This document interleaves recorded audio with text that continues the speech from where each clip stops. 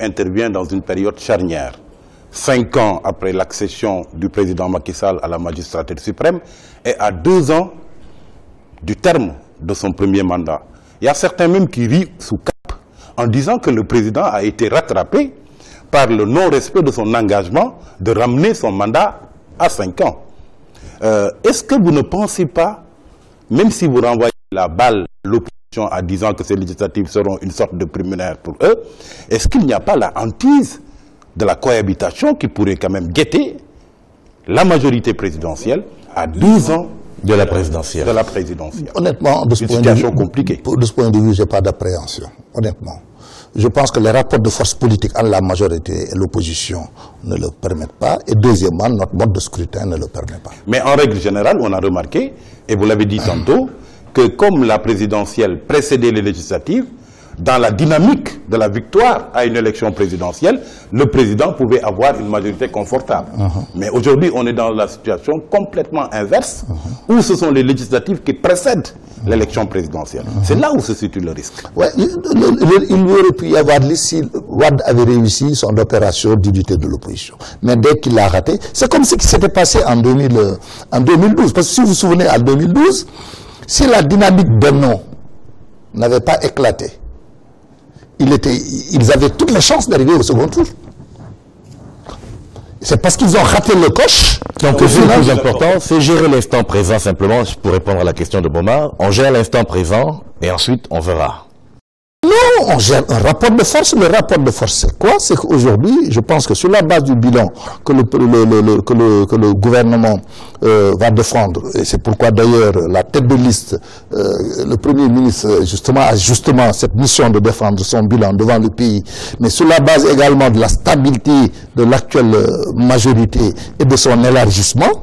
Et face à cette dislocation des forces de l'opposition, je ne vois pas les conditions de ce que les gens pourraient appeler une cohabitation. Alors, pour prolonger dans la question de Momar, sans parler de cohabitation, vous êtes entré à l'Assemblée nationale en 1998 pour le PDS. Vous vous souvenez des élections de 1998 qui ont précédé la défaite de Diouf en 2000 et la victoire de Wade donc. Est-ce que vous ne craignez pas le même scénario, puisqu'on est dans les mêmes contextes, on est dans des législatives qui se tiennent 2 ans avant la présidentielle? Le contexte de l'époque était caractérisé par le fait qu'un leadership dominant existait dans l'opposition. À l'époque, en 1998, lorsque moi je battais campagne pour que toute l'opposition se regroupe derrière le président Wade, pour créer les conditions d'une cohabitation à l'époque, parce que pour moi, lorsque je parlais de cohabitation, ce n'était pas pour qu'on cohabite. Je parlais de cohabitation pour qu'on démontre que le pouvoir actuel était devenu minoritaire et qu'on pouvait même aller vers des présidentielles anticipées. Il ne faut pas se faire d'illusions. Moi, j'étais dans cette logique-là.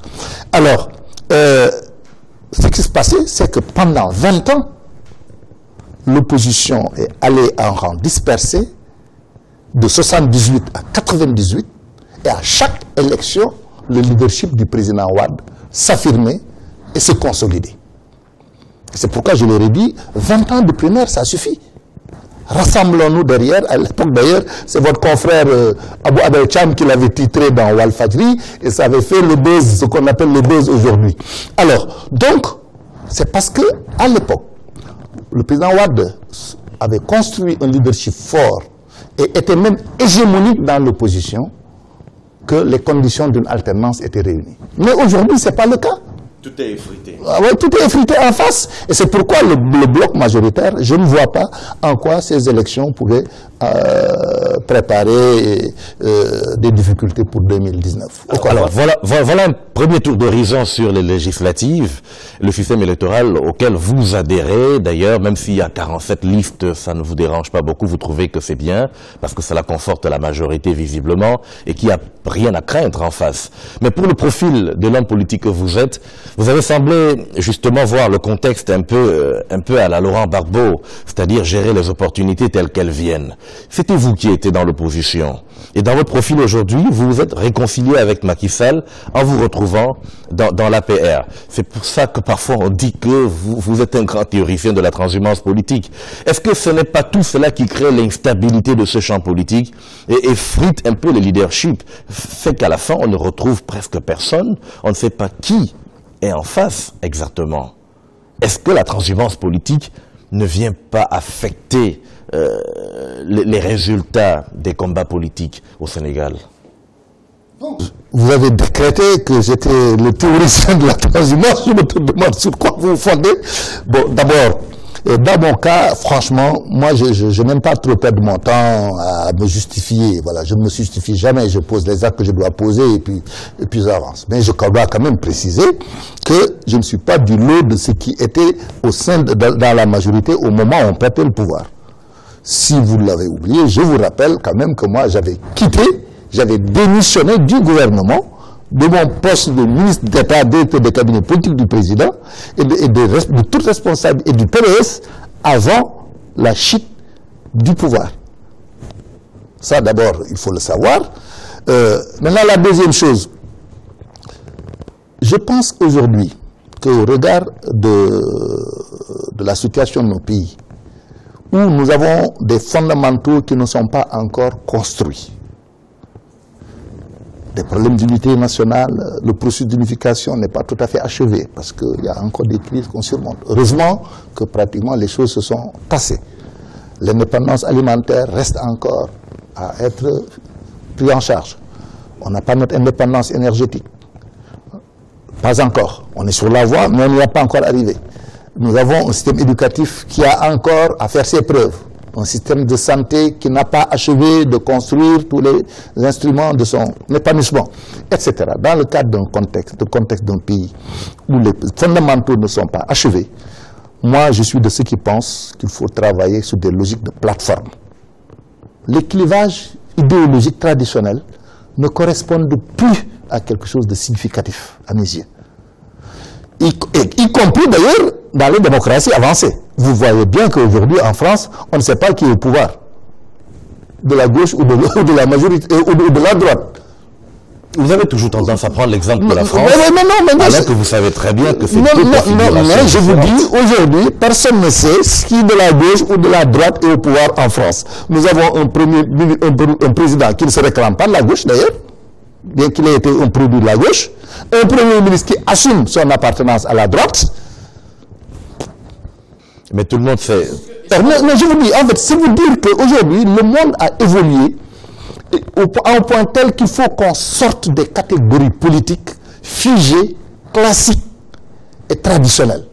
Nous sommes dans un monde qui bouge. Il faut inventer de nouvelles modalités d'exercice de la fonction, des missions politiques, mais de nouvelles modalités de gestion des rapports de pouvoir dans l'opposition comme dans la majorité. Et moi, j'ai toujours défendu l'idée qu'au stade où on en est, il nous faut trouver des plateformes mobilisatrices autour de majorités fortes et stables.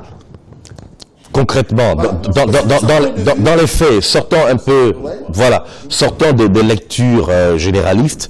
Dans les faits, je laisse la parole d'abord à... Est-ce que ça ne risque pas d'accentuer justement la situation que tout le monde déplore aujourd'hui, cette fin des idéologies que vous prônez pratiquement? Est-ce que ça ne risque pas d'accentuer cette pléthore, cette inflation d'acteurs politiques sur la scène? Non, ça c'est... La plateforme, c'est une chose. Parce qu'en vérité, ce n'est pas moi qui ai décrété la mort des idéologies.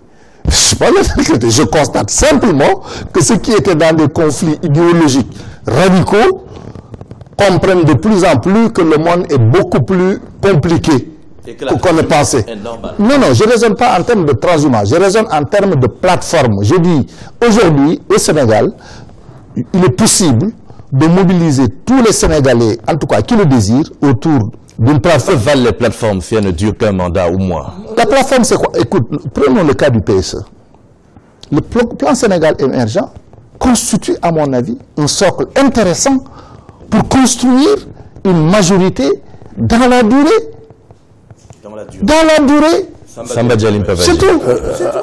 Est-ce que vous êtes en train de théoriser la fin des oppositions? Parce que s'entendre sur des cadres globaux ou sur des plateformes essentielles, c'est une autre. Ça ne veut pas dire qu'on ne doit pas rester dans l'opposition quand on perd le pouvoir. Aujourd'hui, la question qui se pose, pourquoi chaque fois qu'il y a un changement de pouvoir, on voit un personnel politique toujours les mêmes qui se retrouvent du même bord et qui vont rejoindre le camp du pouvoir? C'est ça, fondamentalement, c'est ça la question. Est-ce qu'on est obligé d'être tout le temps dans cette configuration? Non, mais écoute, tout le monde ne se reconnaît pas dans la majorité. Il y a même des forces de la majorité qui ont quitté la majorité, qui se mettent aujourd'hui dans l'opposition. Mais il y aura toujours une opposition dans une époque. Parce que dans votre cas précis, Abdou Fall, à l'époque, on sait très bien que les rapports avec Macky Sall n'étaient pas vraiment les meilleurs rapports qu'il fallait avoir lorsqu'il était à l'Assemblée nationale. Et vous êtes parti, c'est vrai, du système en place avant la chute du pouvoir, mais vous n'aviez pas de très bons rapports avec Macky Sall. Et une fois que Macky Sall est devenu président, vous êtes devenu membre du secrétariat national de l'APR. Vous avez mal suivi alors. Vous avez mal suivi alors. Ce qui s'est passé, oui. Ce qui s'est passé, c'est quoi? C'est que Macky, on était très proche dans la majorité. Jusqu'à ce que vous lui demandiez de partir de l'Assemblée nationale. Oui, oui. Très proche. Et je pense que je fais partie de ceux qui l'ont le plus soutenu au sein de la majorité dans la période comprise entre 2006 et 2008. Parce que dans cette période, lorsqu'il a été nommé Premier ministre, beaucoup de cadres et de caciques du parti n'acceptaient pas son leadership au niveau du parti comme au niveau de l'État. Et à ce moment précis, j'ai fait partie de ceux qui ont été le plus proches collaborateurs de Macky. Maintenant, lorsqu'il y a eu la crise à l'Assemblée, moi, ce qu'il faut savoir, c'est que pendant qu'on était ensemble, moi, je gérais mes propres contradictions au sein de la majorité. Doucement, déjà, avant même la crise de l'Assemblée, la première fronde qu'il y a eu dans le parti, j'ai fait partie du groupe qui l'a porté en 2001, à la veille des législatives, parce que je sentais des dérives, premièrement. Et deuxièmement, en 2004, j'ai eu à démissionner de toutes mes fonctions politiques et d'aller suspendre mes activités politiques parce que je ne me reconnaissais plus dans la manière de gérer. Et j'ai été le seul cadre du PDS pendant le deuxième mandat de 2007 jusqu'à mon départ du gouvernement en 2011 à poser la nécessité de nous mettre autour d'une table pour mettre en place un dispositif. En 2011, vous n'avez plus le même rapport avec Macky Sall. Oui. Donc, Macky, on a été ensemble à l'Assemblée de 2007 à 2008. À 2008. C'est à ce moment qu'il a eu des problèmes avec le président. Lorsque les problèmes... Non, doucement, doucement. Lorsque les problèmes se sont posés, en ce qui me concerne moi, je ne pensais pas, à mon âme et conscience, que c'était la rupture qui était la solution. Je pensais que c'est à l'interne qu'il fallait se battre pour surmonter les problèmes internes. Lui, il était dans une logique de départ à un moment donné. Et c'est sur ce point qu'on a eu des divergences. Donc, il est parti, je suis resté. Vous venez de le reconnaître. Ah ben, tout à fait, il est parti, je suis resté. Et lorsque je suis resté et qu'à l'arrivée, j'ai constaté moi-même qu'il avait raison, il n'y avait plus de solution à l'interne, c'est à ce moment que j'ai quitté. Mais quand j'ai quitté, j'ai négocié un divorce à l'amiable avec le président Wade. Je n'avais pas envie d'avoir une séparation conflictuelle. Je me suis mis en réserve. J'ai lancé mon mouvement. Et en 2012, j'ai voté en tant que citoyen, à mon âme et conscience. Oui, et c'est après les élections, quand moi, il a été élu, je lui ai écrit, c'est moi qui lui ai écrit pour le féliciter, et lui dire ma disponibilité à l'accompagner. Il m'a reçu. La plupart des anciens cadres du PDS. Non, pourquoi pas? Moi, je n'ai aucun problème pour assumer ma démarche. Ce que je dis, c'est pas de la migration. Non. Moi, c'est celui qui a perdu le pouvoir et qui court derrière le nouveau conquérant du pouvoir que vous pouvez qualifier de ces mots-là. Mais moi, j'ai assumé mes luttes à l'intérieur du régime et j'ai pris des risques que rares sont les Sénégalais qui sont capables de les prendre. Moi, j'ai eu à 2 fois, voilà, j'ai démissionné du parti au pouvoir, j'ai démissionné du gouvernement Ensuite, vous êtes mis à la disposition. Non. J'ai développé ma propre ligne dans un mouvement citoyen. Et après, maintenant, quand il a gagné, je l'ai félicité. Il a pensé, nous avons tous les deux pensé d'ailleurs, qu'il était utile qu'on puisse se retrouver. Et je le soutiens. C'est aussi simple que ça. Très bien. Il m'a semblé que récemment, vous avez regretté le système des 4 courants qu'avait mis en place le président Senghor, en saluant la qualité de visionnaire qu'il avait par rapport à une situation comme celle qu'on vit. Est-ce que ce n'est pas vers ce système-là qu'il faudrait retourner, plutôt que de promouvoir la création de plateformes où ce sera une situation confuse comme celle qu'on est en train de vivre? Non, les deux approches ne sont pas contradictoires. Vous savez, nous on a vécu une expérience très intéressante. Parce qu'encore, on ne peut pas gérer des problèmes complexes avec des solutions simples. Les problèmes complexes appellent des solutions complexes. Aujourd'hui, vous vous rendez compte que de plus en plus, les acteurs politiques voient qu'ils n'ont aucun avenir en dehors de coalitions. C'est les coalitions qui gagnent et c'est les coalitions qui gouvernent. Parce que les partis politiques ne pèsent pas. Doucement. C'est plus compliqué que ça. Mais, par exemple, dans chaque coalition, il y a un parti dominant. C'est comme ça que ça fonctionne. Alors, nous déjà, au RND, en 1975, lorsque le Cheikh Anta et les Babacar Niang prenaient l'initiative de créer le RND, ils s'étaient adressés à toutes les forces de gauche de l'époque. Et l'idée de développer ce qu'on appelait à l'époque la pratique de la double appartenance était déjà lancée en 1975. Demander à des formations politiques de rejoindre le RND, qui était un rassemblement, donc une alliance, autour d'une plateforme commune, qui était le programme, tout en gardant son autonomie organisationnelle. Ce que le RND théorisait en 1975, c'est ça qu'on est en train de pratiquer aujourd'hui sans le théoriser en 2017. De plus en plus, les gens s'entendent sur des plateformes et des partis se regroupent autour de cette plateforme, derrière un leader, gagnent ensemble et gouvernent ensemble. Donc, moi je dis que... Vous avez dit et gouvernent ensemble. Et gouvernent ensemble. Je voulais juste me rassurer que j'ai bien compris. Pour gagner ensemble et gouverner ensemble. C'est ça que, moi, je pense que l'un des plus grands succès de la coalition Bokk Yakaar, c'est d'avoir pu gagner cette longévité, voilà, dans la gouvernance du pays. Depuis 5 ans quand même, la coalition, bon an, mal an, elle tient globalement. Donc ça signifie que c'est assis sur du sérieux et sur du solide.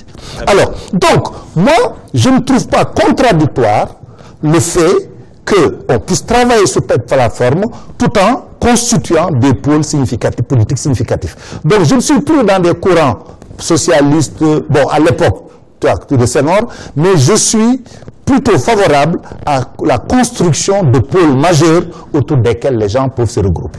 Alors, maintenant, ces pôles-là, pour moderniser le jeu politique, il est temps qu'on s'entende sur un minimum de règles. Moi, je ne suis pas pour la dissolution administrative. Le droit et la liberté de s'organiser doit être respecté et garanti aux citoyens. Mais par contre, on doit soumettre les formations politiques à des tests de représentativité. Voilà. Et qu'on décide que les partis représentatifs puissent se retrouver et avoir un statut particulier. Et que le statut de leader de l'opposition aussi soit reconnu pour qu'on aille vraiment vers une démocratie plus apaisée. Et que le dialogue puisse être institutionnalisé entre majorité et opposition. Ce qui ne signifie pas pour autant que les gens pourront garder chacun leur vision des choses. C'est quand même étonnant. J'ai l'impression que les gens dont vous veulent réinventer la roue ou enfoncent des portes déjà ouvertes. Et qu'est-ce que des tests de responsabilité pour des partis politiques si ce n'est des élections? Oui. Donc pourquoi organiser des tests de représentativité? Nous avons un système quand même qui organise des élections avec des cautions. Si vous n'atteignez pas un certain nombre, on ne vous rembourse pas votre caution. C'est déjà un test de représentativité. Donc je voudrais comprendre ce que vous entendez par test de responsabilité pour les partis. Ce qui se passe aujourd'hui dans les organisations syndicales. Par exemple, on vient de sortir de tests de représentativité des centrales syndicales. Les centrales qui n'auront pas que 5% des voix, on ne va pas les dissoudre pour autant, mais le principal interlocuteur de l'État, c'est ceux qui ont rempli ces conditions. Est-ce que ce n'est pas contradictoire, ce que vous dites? C'est-à-dire, vous voulez un leader de l'opposition, un chef de l'opposition qui est reconnu, mais vous voulez qu'on mette l'éthique entre parenthèses. C'est-à-dire que cette constance de l'idéologie politique, entre parenthèses, et qu'on ait un chef de l'opposition, ça ne vous semble pas contradictoire du tout? Puisque ce chef de l'opposition, il peut migrer à tout moment. Bon, peut-être le mot, vous ne l'aimez pas beaucoup. Il peut changer à tout moment et bouger dans les plateformes telles que vous le dites. C'est un peu comme des araignées qui tournent en fonction des objectifs et des intérêts.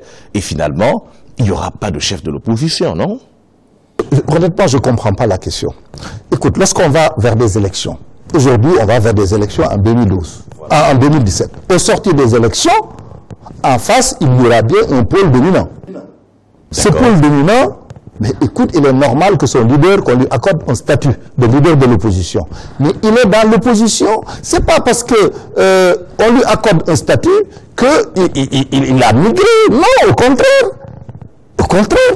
Mais par contre, si au sortir des élections, des forces politiques considèrent que la plateforme autour de laquelle aujourd'hui le Sénégal est en train de se construire lui convient et que la majorité ouvre la perspective d'une entente encore beaucoup plus vaste, mais écoute, pourquoi on n'irait pas ensemble?